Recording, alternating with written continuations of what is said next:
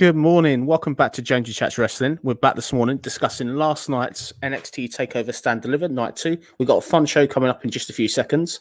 For anyone who's watching first time today, please stay tuned. It's going to be a fun experience. I want to hear your opinion in the comments of what you thought of last night's NXT Takeover. I'm going to do a brief discussion of Night 1 as well. Please stay tuned. It's on the way. It's George and Steve coming up next discussing NXT Stand Deliver. Please stay tuned.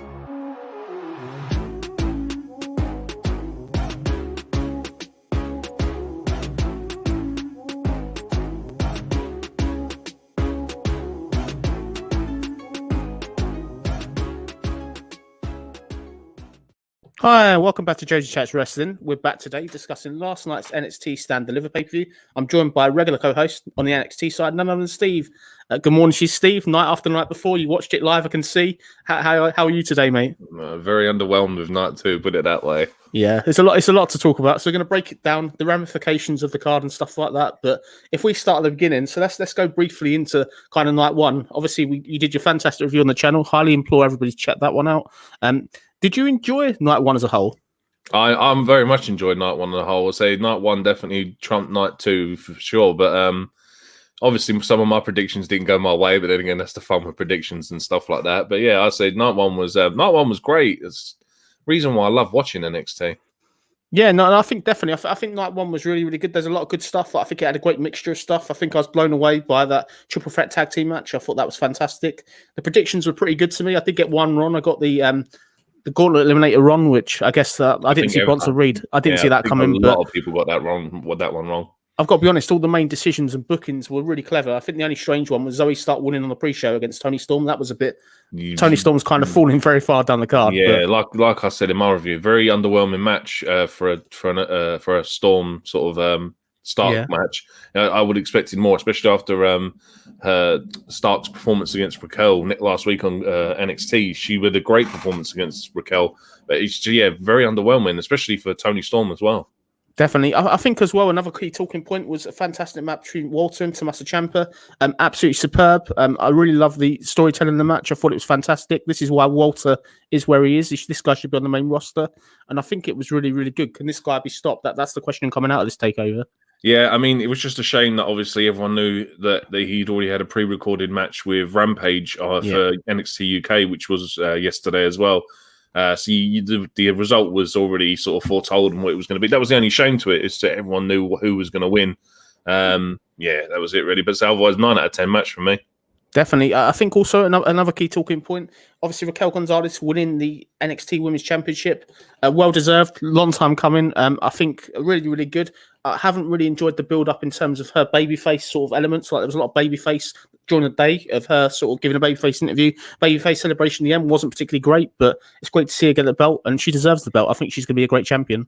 Absolutely. I mean, she, it was like I said, pre-show wise, everything building up to the main event was Gonzalez as a face, and it was really strange. But then in the match itself, she was a heel, and it was like I couldn't understand the booking with that one. Yeah, no, definitely strange. I think it'll be interesting to see what happens. It'll be interesting to see with Io Shirai. I hope she goes up to the main roster. I think that would be one that there's nothing else for her to do in NXT, so I'd love to see her on the main roster. Her in a program against Asuka, her facing Sasha Banks could be fun. I think it's something they've got to do. They can't keep her in NXT anymore, can they? Yeah, I mean, they put up a video on the YouTube afterwards of post-show match of Io being thanked by the crowd as she left, and it almost looked like one of them sort of thank you goodbye videos. You know what I mean? So yeah, I reckon she's time for her to go main roster. 100%. I think they've got to do it. Moving kind of forward then. So we're going to cover last night's NXT Takeover, Stand Deliver, Night 2. So let's start at the beginning. So obviously we had this pre-show match. We got Breezango there, and they're obviously then facing Killian Dane and Drake Maverick. Haven't seen that team for a while. This match for me didn't really do anything. It went on and on and on. It was okay in parts, but crucially, Killian Dane and Drake get the win. I just thought it was filler, really. I didn't really enjoy it. I didn't really get me hyped for the pay-per-view, in all honesty. What was your thoughts on the match? Yeah, I mean, this was what I said in my review with the problem with MSK winning the titles is that obviously with MSK being face, there's not a lot of heel tag teams on the NXT roster at the minute. So you've got 2 babyface teams. To be fair, Breezango were actually wrestling heel by the looks of it. So this was my problem with the booking. And so the match didn't start very good. I've really lost interest in sort of the Dane Maverick comedy aspect to it. I mean, when Maverick was obviously re-signed. He had all that buzz about him, and then they just took him off TV for ages. I don't know I think he might have been injured or something, but yeah, I've just lost interest in it now. And say for them to win as well. Like, don't get me wrong, I really like Killian Dane. I'd like to see Dane go on and do bigger things. Like, do you remember this guy was insanity for God's sake? Do you know what I mean? Yeah, one of the best like NXT factions that there's ever been, and he's doing this comedy spoof gimmick with Maverick. Yeah, I've got a quick question for you, Steve. Unless I'm mistaken, unless I'm missing something, wasn't the last time we saw Killian Dane he got taken out by Imperium or somebody got taken out by somebody, didn't he? Am I missing that? And they never followed that up. Which I think he just turns up this week or at the pay-per-view with no real where he's been. There's no real. They've not really won a match to get to this number one contendership match, which I think kind of didn't really help. If that makes sense. But even though you just said there, Imperium, that's probably the only other heel tag team that's on the roster apart from GYV and Legado del Fantasma. Yeah. Why wasn't Imperium in this match? You could have had Imperium get a title shot. It would have made more sense. It would have been better for MSK to face Imperium in a tag team title match. I agree with you. I think Imperium would have been a far better choice, but there we go. Going into sort of the opening match of the night then. So we had this ladder match to unify the NXT Cruiserweight title, Santos Escobar, Jordan Devlin. Loads of hype going into this match. For me, a really, really good match. It didn't deliver what sort of everyone hoped, but it was a really, really good effort. Some nice spots. The Spanish fly for the ladder looked pretty impressive. The run-in from the Garda Fantasma as well was an interesting sort of spill to it, but crucially, Santos Escobar got the win there. And the question is, where does he go next? This guy seems pretty unbeatable. What's your thoughts on the match and the overall outcome? This is why I thought Devlin was going to win, because I would like to see Escobar move up to main event scene now. I mean, like, the Del Fantasma as a package, they look $1 million. Yeah. They're like, even when they did the running, the guys are in like 3-piece suits and everything like that. They just looked amazing. Like, this team should be now pushing to be a top card stable. Match, it was underwhelming. It had some, for me, it had some high spots. I mean, obviously, Devlin doing that moonsault off the top run of the ladder was pretty impressive. But yeah, I expected more from this, to be honest. Like, they were booking this as like, oh, this could be the greatest NXT or the greatest WWE ladder match of all time. And I'm like, I'm sorry, nothing's ever going to beat that 6-man for the North American Championship for me. Yeah, I failed to live up to the hype, unfortunately. I think a couple of things with it. I think the fact that they got a lot of time, which kind of helped, but I think the running sort of took away from the match. But for me, very strange. Obviously, Santos got the win, but then at the end, they've got him celebrating with his 9-year-old kid, which I'm all about the family. I understand that. I'm all about feel good, but this is a heel. This guy shouldn't be celebrating on camera with his son. I just think, what are you doing, NXT? I think it's really, really stupid. It doesn't make sense. Yeah, unless they're trying to push him as a face now. But yeah, it's just very, very strange booking. I mean, I thought with obviously Phantasma coming in, this would have led to a possible rematch, because obviously Devlin could have argued the point that, oh, you only beat me because you had interference. I had you done to rights and all this kind of stuff. But even in a post-match interview, they was like, oh, so where does Jordan Devlin go from here? And Jordan Devlin's like, oh, I don't know, really. And it's like, well, yeah, it's pointless booking.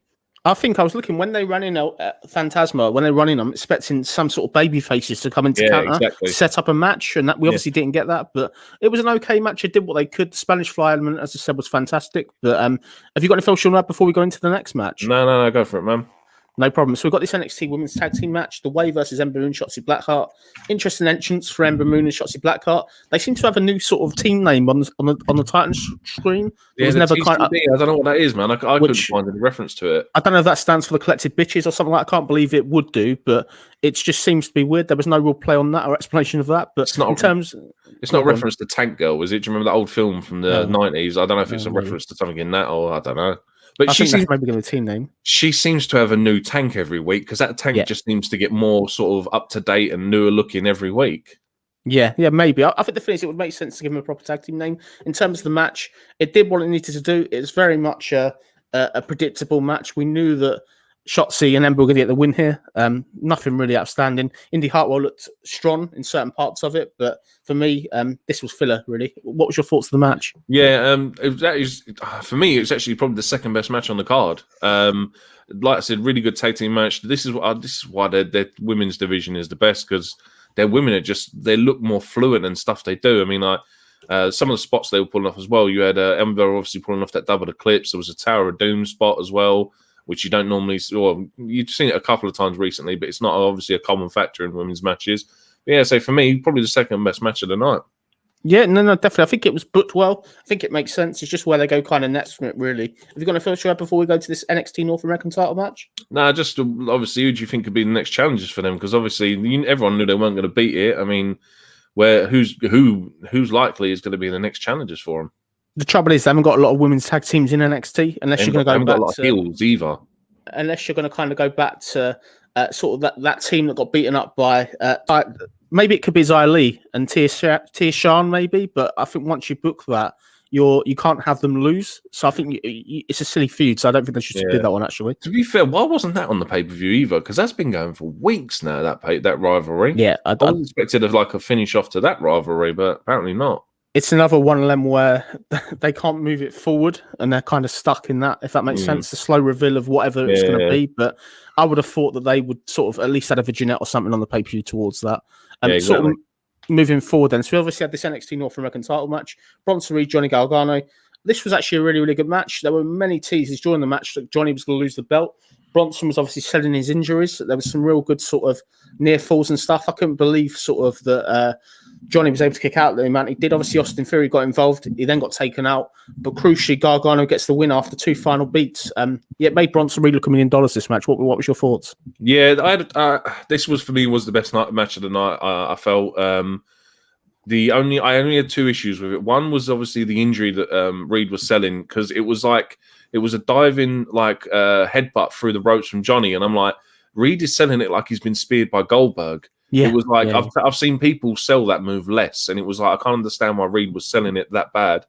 What was the other issue I had with it? I can't remember that. That was the other thing. Johnny as well. Like, when did you ever see the I think it was Cole Gargano's first ever match, and Johnny kicked out of 16 finishing attempts, and it just made him look like a superhero. That's the only problem with Johnny, is they really do book him like he's super powered with his kick out attempts. But otherwise, best match of the night. I mean, you had some of them spots. You had what did you have? Reed doing a Vader moonsault off the top turnbuckle, which was a great stuff. Austin Theory getting involved as well. Again, I was expecting Loomis to get involved at this point because of that, but no Loomis. Yeah, definitely. I think it was interesting. It's just interesting they didn't follow up with the Loomis feud, but no, good match. Probably one of the strongest matches of the night. Have you got any thoughts before we get to this NXT heavyweight title match? Only obviously there was Gable Stevenson in the crowd before the match when he's NCAA gold medalist. He signed for NXT. He's going to be competing in the Olympics this summer for the USA. He's apparently signed. He obviously got Vince McMahon's attention after he won a medal at the NCAAs, and he obviously did a backflip, and he put out a tweet to Vince McMahon waving to get his attention. Apparently he's now signed with NXT. So this could be a new angle, a new Mark Henry, maybe. New Brock Lesnar, apparently. Oh, okay. We'll see what happens. He's a NCAA gold medalist in the heavyweight division, same as Brock. Good. So, they reckon he could be the next Brock Lesnar. I think the fact they showed him in the crowd, that's always a good omen, isn't it? For them to want to push somebody, definitely. That's that's normally what NXT does with sort of the crowd appearances. Whoever's going to be in the crowd is normally sort of one of their next big stars. Definitely interesting. I didn't notice that, so thank you for pointing that out. I can't have been paying attention, but definitely. You might throw it just obviously to the match, but it was just a small segment like they did the previous on night one with Saray from the women's division. Yeah, no, definitely. I saw that one, Saray. Sunny, is it Sunny or Saray? Saray, I think it is. Saray, okay. SARE or something like that. Oh, no, Sari, maybe. No, definitely interested what she does as well. Going into this world title match, obviously it's been building. Karrion Kross, Finn Balor. I like the intro. The build was quite good. There was stuff showing Finn's greatest moments. The Demon was on there crucially, which I was kind of surprised they showed that. Karrion was on there. It was very much like the old days. I remember I used to watch, when I watched In Your House, D-Generation X, you'd see Shawn Michaels sort of going to the ring, build up his walk to the ring. They had that, which was nice. Great spectacle and stuff. So the match obviously starts. Finn Balor's pretty dominant throughout most of the match. And then from kind of nowhere, Karrion Kross then does pick up kind of the windfall. For me, really disappointing. It under-delivered. We knew Karrion Kross was going to win the belt, which obviously landed the treble we predicted, which was good. I was happy with that. But I just think it... it's great to have him as world champion again. But for me, it just didn't work, unfortunately. I think it would have been better if it was Demon versus Karrion Kross, really. I think that would have been far more impactful. What's your thoughts on the match and the title change? The entrances, I think, were the best part of this match, because obviously you had Karrion's one, which is one of the best entrances in WWE at the minute. Yep. And then Finn Balor's, which obviously, if you around the arena, they had flashbacks to his previous takeover matches, because this was basically a match of records, because Karrion was 12-0 in single matches in NXT. I think Balor was 14-1 in takeover matches, and this is the first time Balor's ever lost the title at a takeover as well. So this was what it was kind of like a sort of a rubbing in thing. I mean, Balor in his career has only ever lost 20 singles matches in NXT. So again, very shocking. That's why I predicted Balor to win. I would have thought Balor would have stayed on to keep the title, but obviously not. Karrion Kross picks it up. Good offensive displays, but a very underwhelming match for what I thought it could have been. Yeah, I think it kind of did what it needed to do in that respect. It got the belt over, but for me, it just didn't really sort of connect. There wasn't that tier where it went up a gear. An interesting note, I do like this film where they put up their past accolades, but an interesting note on Finn Balor, there was no mention of him being a Universal Champion once, which I thought was far better than the NXT title. Yeah. Would you agree with that? Yeah, you would think. Well, you'd think it's the bigger title, but obviously, I get why they've done it, because it's an NXT show and all this kind of stuff. But I mean, does anyone ever want to be remembered for? Well, mind you, because even they said Karrion Kross was a previous NXT champion on his bio. So yeah, why they couldn't put he was a former Universal Champion, I don't know. I mean, they were both for the same length of duration. Do you know what I mean? Where do we think we'll go next then? So Karrion, obviously, do you think we're going to get Finn and Karrion again, or do you think Finn should do what I think and go up to the main roster again? Because I think there's not a ratings war anymore, because NXT are now on Tuesdays, which you're going to be covering. I think it's going to be sort of, for me, I think they need to get Finn up to back to Raw or something, and then give Karrion a new challenge maybe. Well, Pete Dunne was in the crowd before the match with Lorcan and Birch, so I don't know if Pete Dunne's going to be in the next one to challenge Karrion. Finn Balor-wise, maybe some time off TV just in general. I'm not being funny. If he goes up to main roster, what's he going to do on the main roster? He's just going to be in the mid-card vortex on the main roster like he was previously. Yeah, I guess so. He'll end up being like he's going to just end up being stuck in like US title and intercontinental matches. He's never going to as long as Vince is in charge, Finn's never going to be top of the card. Say you were booking that Karrion Kross, Pete Dunne Finn. Surely it would have made sense after Karrion won the belt to have him be jumped by Orny Lorcan and Pete Dunne. Obviously, you can't do Birch because Birch is injured, but that's the way. I'm surprised they didn't build anything off this to go to the next sort of feud. I'd like to see them do what they do in Japan, where his next challenger comes out. Yeah. So even if Dunne had just got in the ring and stated 100%. That he was going to be next, it would have been better. But I mean, obviously having him in the crowd, I think, is a bit of foreshadowing with who his next opponent's going to be. Good shout. I think the interesting thing with it will be to see how long he keeps the belt. I think obviously Karrion's been so protected. They want him on the main roster. There's no denying that. That Vince sees big things in him because of his look, because of the gimmick and stuff. I think maybe he'll have the belt for 6 or 7 months, and then maybe he does lose it, and then he'll go up. But were you surprised to see Karrion Kross pull off this win? I predicted it because I thought it was a cert. Not surprised, just booking wise. I would. That's the only reason why. Because as I said, you got to find someone who could legitimately take the belt off of Kross. This is the thing as well, because obviously the whole play on Balor Kross was the size against agility, jump power against agility. You can do it again, but it's going to book Kross really strong. I mean, for title length wise, you're probably looking to Rumble. I reckon he'll lose the title probably at a takeover. I don't know if they do Worlds Collide again next January, if everything's been able to travel again. He could possibly lose that title and then make an appearance at the Rumble maybe. Yeah, good shout. Going to go to the comment quickly. We've got one, Get Chow. What's good, guys? Good morning to you, Get Chow. Thank you very much for checking out the live stream. I hope you're well. Yeah, we're all good. Just discussing last night's NXT. Please let me know in the comments below if you enjoyed the show, if you've seen it. Thank you very much. So obviously going forward then, we've obviously got this main event. So when I'm looking at the clock, we've still got absolutely ages left of the show. Like I watched it on delay. Obviously, I watched it this morning. And I paused it at the point after we've had this title challenge. I thought, God, there's ages left. So we get this long-awaited match. It's Adam Cole versus Kyle O'Reilly.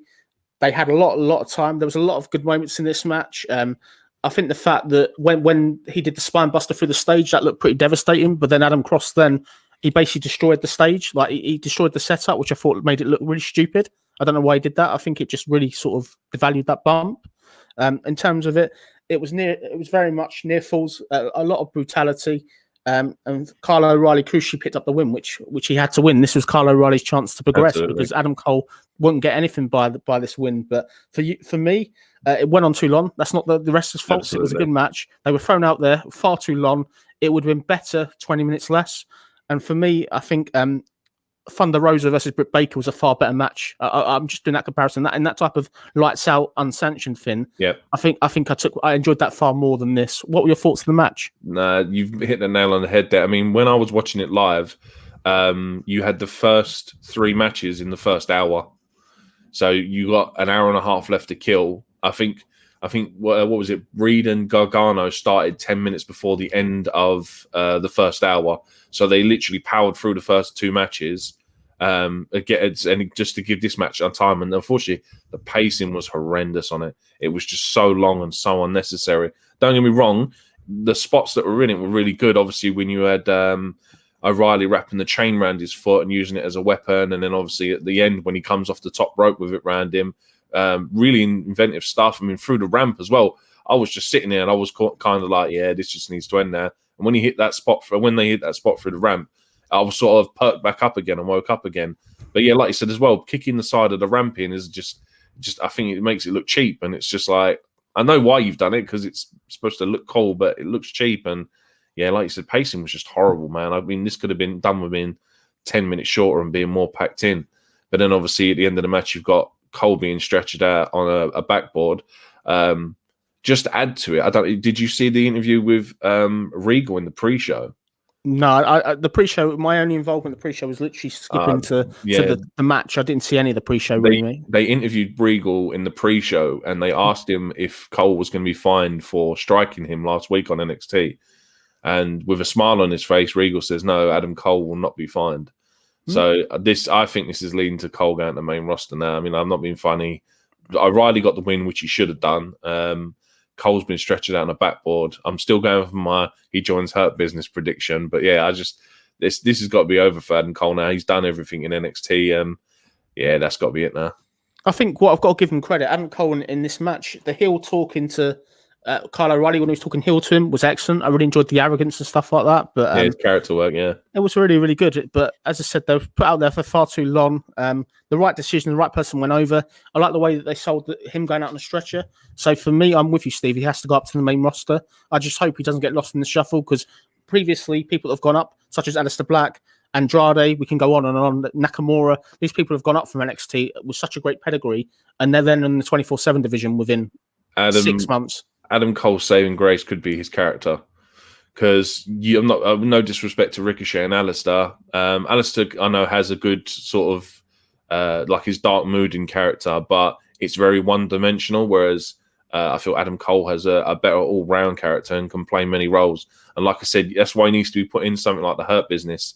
He needs that like he needs to be part of something straight away. He can't just turn up and be on his own. On his own. Yeah, he needs to be doing something. He needs to be given mic time as well, because again, his character work is some of his best stuff. It'll be interesting to see what happens. Definitely going to go to the comments here. Got one from Gotchow. Thank you for your comment. I think the NXT title match should have closed the night. Yeah, quite probably. It had more of a pedigree. I don't think it was better in ring, but I do agree it's the world title. Yeah, I can see why they didn't, because obviously this unsanctioned match. But it's not the first time the NXT title hasn't closed the takeover. I mean, Aleister Black as champion, I think most of his title defenses were the second to last match as NXT champion, because I think this was at the point you had Johnny Gargano and Ciampa feuding, so all of Gargano and Ciampa stuff was going on last. It's not new for NXT, but you can see why they've done it. Yeah, I think, as I said, to bring the show to an end in that respect, I think it was okay. All the booking on the show generally made sense. It was all done pretty well, all very kind of predictable. But for me, this was an okay way to end the feud. I just didn't really come out of this match in the main event having to see it again, which I was surprised. I thought on paper this was going to be match of the week, really. And it's could you? The only other thing I was thinking, you said that as well, is that they could possibly go for a series with these two. Like a Ciampa Gargano, and go like a second match and a third match, and do you know what I mean?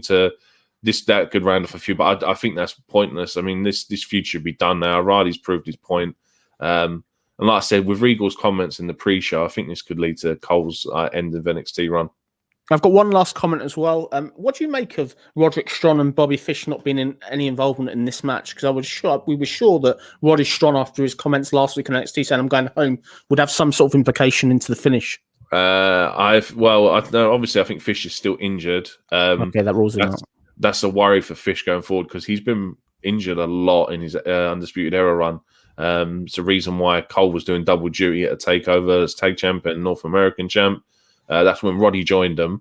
I think Roddy was forced into join. I think that's the reason why Roderick Strong was forced into it because obviously they needed that third man. But I worry for Bobby Fish because now Kyle O'Reilly's doing his own thing, and obviously with them two being a tag team previously, I don't know what's going to happen with Fish. Roderick Strong can go back to sort of the North American title scene. He's got that ability. He's got the great in ring. It's just his character work, unfortunately, is lacking. That's always been Roderick Strong's downfall, I feel, is his character work. Definitely. The last kind of thing before we end the show today, then, what would you say was your match of the whole takeover generally on both nights? It's got to be Ciampa Walter. The storytelling was perfect. I say my only issue was the ending, but it's up there, man. It could be possibly match. It could go up there as one of WWE's matches of the year. I wouldn't say match of the year all round because I think there's other matches elsewhere that have been better, but it could be one of WWE's better ones. But this could be, let's say, Walter. I think. I don't know if you ever watched Ilya Dragunov at NXT UK.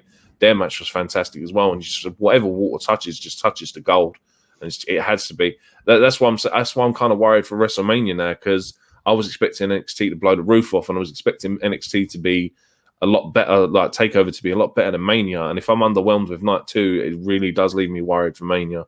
Yeah, I agree with you. I think going into this, I was so excited for this takeover.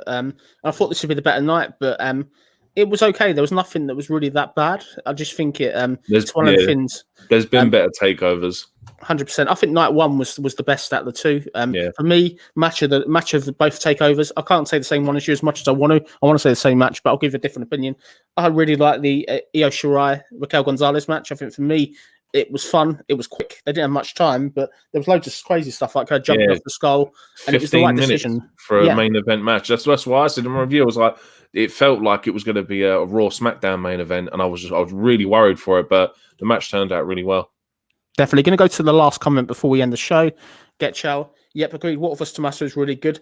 Thank you for the comment, Get Chow. I 100% agree with you. I think it was match of the night, probably match of the week as well. I think we would love to see this again in a rematch. Walter belongs on the main stage. If this guy wants to commit to moving out of Europe and coming to America, if he was willing to that commitment, he'd be on the main roster now, I'm sure. Yeah, I mean, in his because obviously Samoa Joe was doing interviews with a lot of them from earlier on in the week, apparently, and they were asking Walter about his future, and he says that he's still got stuff to do in the UK. So nothing yet. Probably looking maybe a year or two down the line, Walter's going to dominate the UK. But obviously, he originally never wanted to come to the US. He wanted to predominantly stay in the UK. But now with the fact that I think he had a wrestling school that he's had to close because of obviously WWE, I think he's going to force his hand, and he could be a future Universal Champion. 100% agree.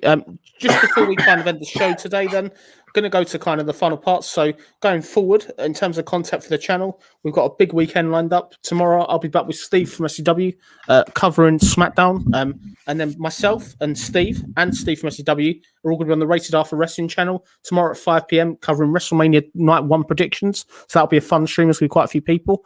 And obviously going forward, Steve's kindly volunteered to review SmackDown every single week. So if you like the content, Steve will be doing SmackDown. We'll be doing NXT every week. I know you'd much rather do NXT than SmackDown, that's for sure. Hopefully won't be as long as the Takeover reviews. But yeah, I say the NXT is my jam, man. I look forward to it. And now obviously with it being Tuesdays, it makes it easier for me to view and review. Definitely. So this has been Jonesy Chats Wrestling. Thank you very much for your comments. Thank you for watching.